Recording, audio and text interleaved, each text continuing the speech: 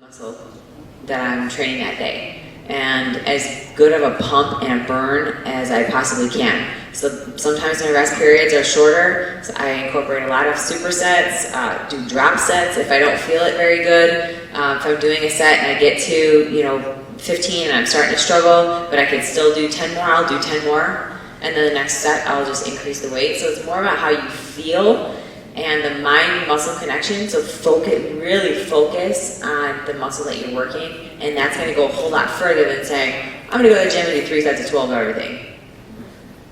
So don't get so stuck on the number. Something she was saying, and we're different on this, so this is good for you guys to hear. So she loves the superset, shorten the time, but still she's pushing heavy weight. I'm the opposite. I weight lift. So I will take as long as I want until I'm recovered between sets. I don't go for pumps. I don't find that pumps do anything for me. If I eat a pizza the night before and have some creatine and go in a superset for 5 minutes, my arms are gorged. But to me, that's not what I want. I'll go in and I'll do a set and I'll sit and wait and do another set, but go as heavy as I possibly can. Because what I try to get is the fibers just completely ripped. And there's times that I'll do legs, and as I'm walking out, that soreness that you guys feel 2 days later, I'm already feeling it. It's already that feeling ripped, like, oh, I don't know how I'm going to make the next 2 days. So it's the difference, but it works obviously for both. So, well, not obviously for me, but definitely for her. Have you had any major injuries, and what do you do physically and mentally to overcome them? In my whole life or recently? In your whole life? I've had 2 knee surgeries on my left knee, just meniscus tear. I was 15 and 16. And then I tore a hamstring. And most recently, I've had herniated disc in my lower back, which had gave me a lot of issues for a couple years. But most recently was I injured my shoulder last October for the first time. It was a tendonitis in the supraspinatus, and I had bursitis and a bunch of AC joint effusion, so a bunch of inflammation in the joint. And I couldn't press over my head for about 3 to 4 weeks or so, and that limited a lot of my upper body exercises. And when you get injured, it's incredibly frustrating. The last thing you want to do is take off, but I still went to the gym, I just worked around it. So I did exercises that didn't cause any pain, and I did a lot more, I did active release techniques and stretches. I did a lot more massage therapy, chiropractic care. I'm huge into alternative medicine in that sense. And then I started feeling a little better, enough where I could train through it, and I ended up re-injuring it again, which is why I didn't do the Arnold this past year, or earlier this year. I needed more time to let it 100% heal before the Olympia, which I'm glad I did. So you have to be smart about it, and I think as I've gotten older, I've learned how far I can push myself before it's going to make things really bad. It's difficult if you have a high pain tolerance to know the difference between, okay, is that enough, or can I go a little bit further? But stopping the gym altogether, I think, is a mistake. I think you work around it. If you injured your leg, there's no reason you can't go to the gym and sit in the seat and do upper body stuff. If you hurt your foot, or go swimming instead of running, do something that does not cause pain, but works around it so that you're still being physically active, because that will help a lot with the mental side of it. I'm lucky enough that I've never been injured, but I have had a little tweak. Playing ball and doing gladiators and battle domes, you get tweaks and stuff when you're out there. And here's the thing that I always do, is I always go back to the basics. Right back to, if I tweak my knee or something, I go right back to squats. I go right back to deadlifts. And everything just re-heals. It's just like Wolverine. Within weeks, it's right back. I'm not joking. It's weird, but it goes back to the science of Wolff's Law that it's the development of that blunt force trauma. The worst thing that anybody does is, I messed up my shoulder, so I'm taking 2 months off. No. That's not the way to do it. The way to do it is get back in there, do partials, and start moving it again. Start getting blood in there again, and get that rotation. I 100% believe that you got to keep going. I train people, and I train people that cancer survivor who has no left shoulder. It's been totally removed because he had bone cancer. And so it's just connected. But we still work on exercises around that point to strengthen up his whole entire body. So when somebody says, hey, I got a little shoulder pain. Okay, so you're still lifting though. There's ways to work around it and do half reps or motions around it. And as you slowly work back into it. That's all physical therapy is, but just, I don't recommend anybody to stop.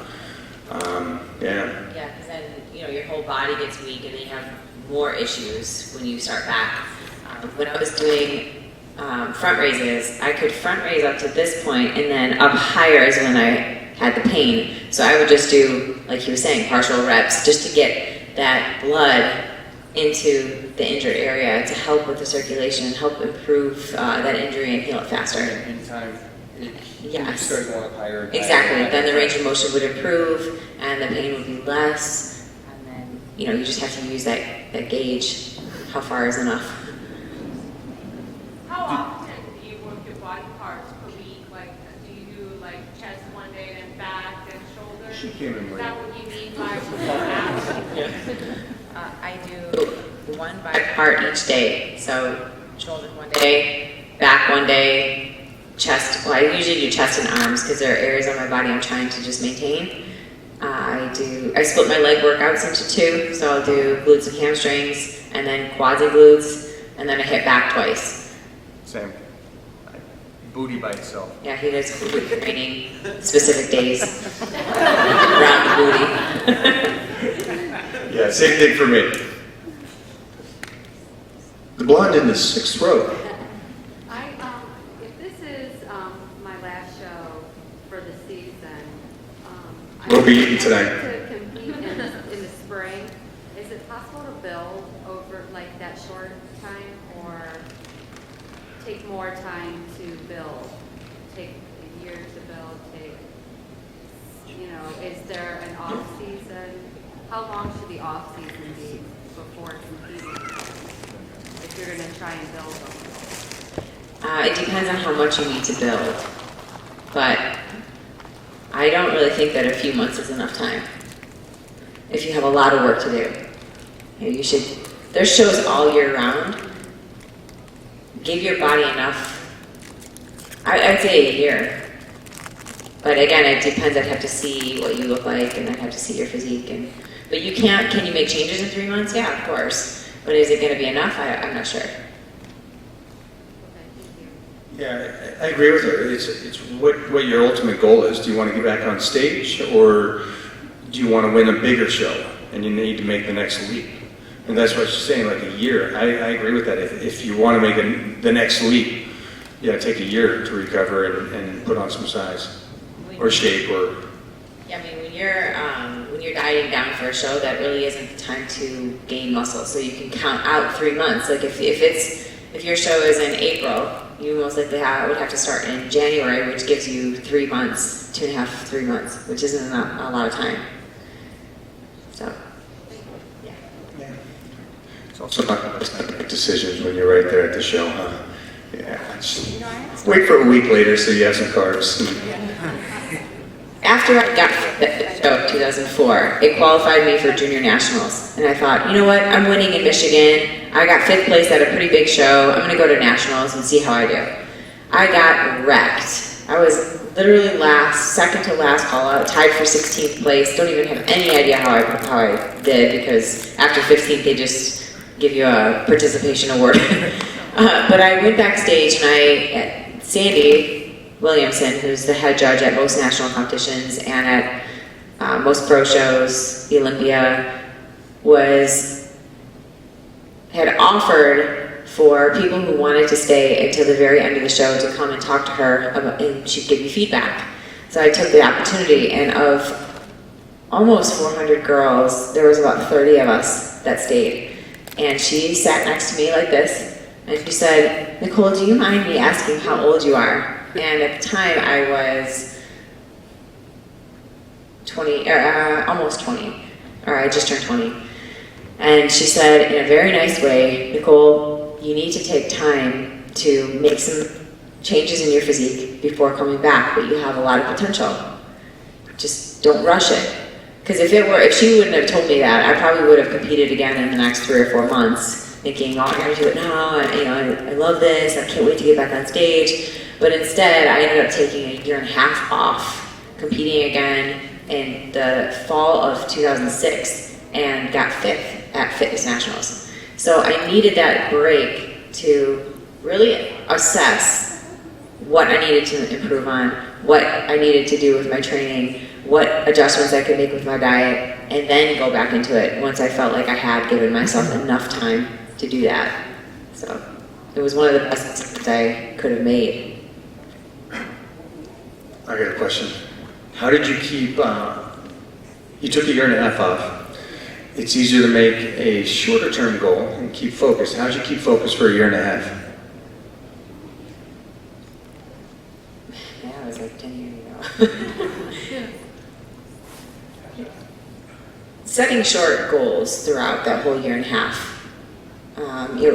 Keeping my body in a good spot as far as where my weight was. Trying to increase the intensity of my workouts. Trying to increase the weight a little bit more. Taking progress photos every other week so that I could make sure I kept my body in a good spot. I just knew that over time, and if I was consistent with my weight training and my diet, that I was going to make the necessary improvements. Really being honest with myself about, do I need to bring out my back? Are my legs balanced with my upper body and lower, just really taking a good, honest assessment of your physique kind of helps keep you motivated.